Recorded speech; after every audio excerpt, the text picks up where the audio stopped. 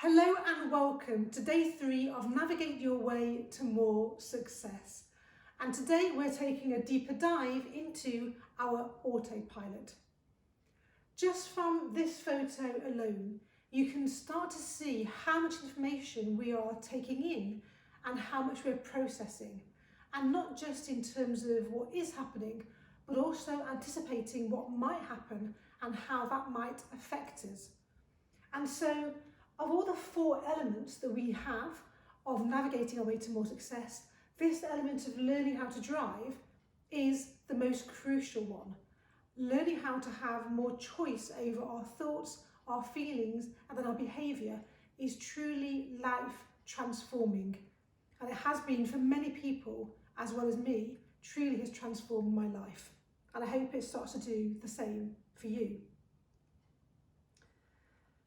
So yesterday, the challenge was to start noticing when our automatic reaction leads to a not good feeling or a good feeling, and then to consider choosing a different thought.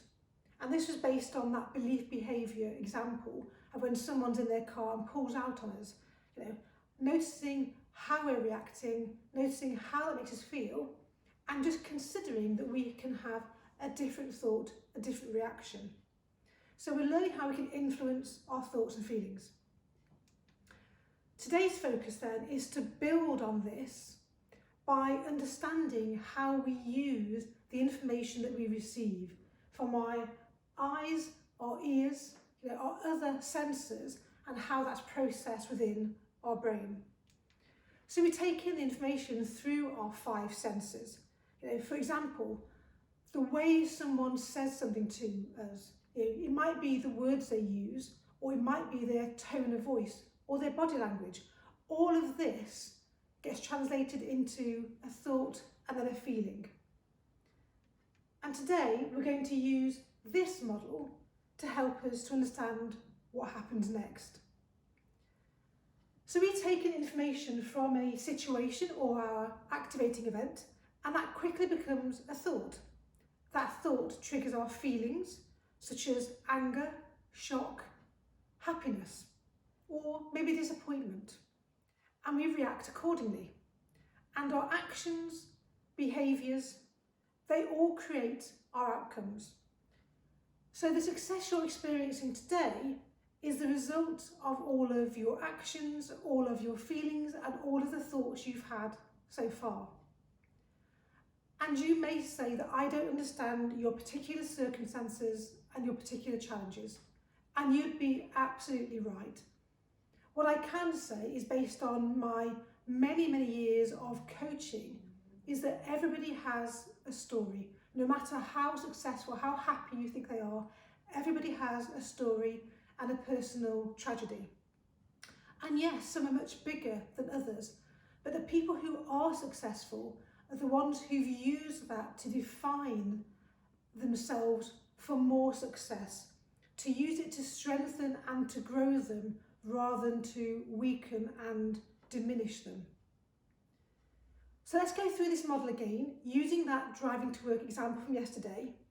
So our activating event was that someone pulled out in their car, and the thoughts that we had, the negative thoughts we had, were perhaps they were being inconsiderate, or that they were dangerous, or they felt more important than us.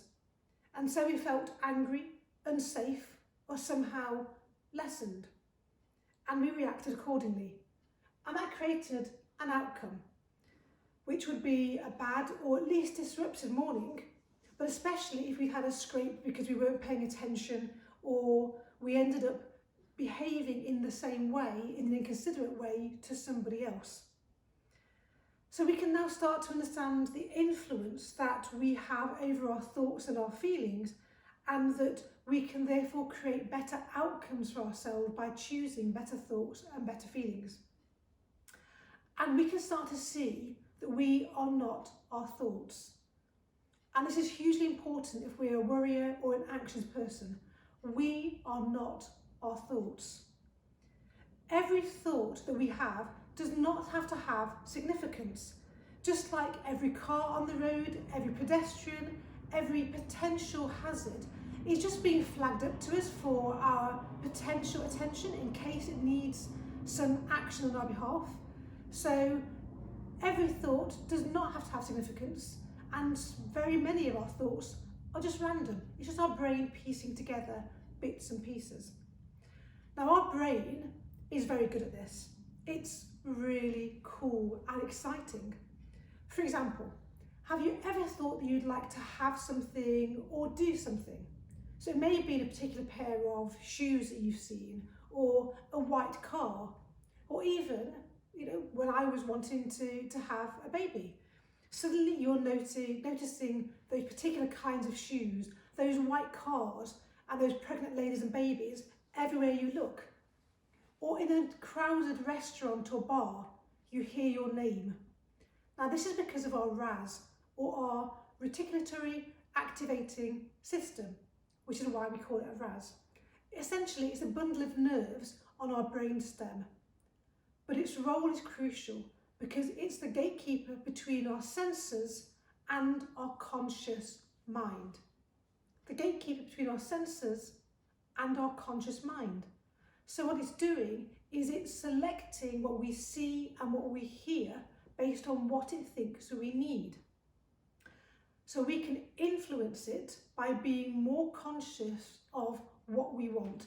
And the more specific we are, particularly in terms of defining exactly what success looks like and feels like, the more that we can train our RAS to look out for those opportunities, to notice when that's happening for us, and to give us more and more relevant information. So your challenge for day 3 is to practice training your RAS. And we're going to do this by noticing people who are being helpful or kind today. So try and find at least 10 examples. Now that might be someone that you know, it might be someone that you see on the street, it might be on TV. But the point is, by telling your RAS that you want to see and notice people who are being helpful and kind, you're training it to look out for those. And when you can train it to do that, you can train it to do other things. Secondly, when a negative thought pops in your head, as it does for everybody, even the people you think are most successful, just let it float on by like a passing car. If it's significant, if it's important, it will come up again, but just let it pass on by. And then thirdly, notice how you feel as a result of this. Because you're now influencing your thoughts, it will start to influence your feelings. So notice the impact it has on your feelings. So good luck with your day 3 challenge, and I will see you tomorrow.